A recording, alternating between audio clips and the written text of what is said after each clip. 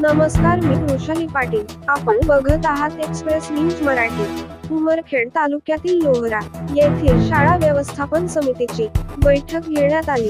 या बैठकीला गावातले गावकरी व शिक्षक उपस्थित होते. शाळा व्यवस्थापन समितीच्या अध्यक्षपदी सुनील पाटील शिंदे तर उपाध्यक्षपदी अमोल विनायके यांची निवड करण्यात आली.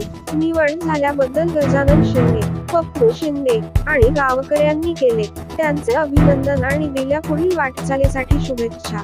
शिवाजीराव देवसरकर, मुख्य संपादक एक्सप्रेस न्यूज मराठी यांचा ग्राउंड रिपोर्ट.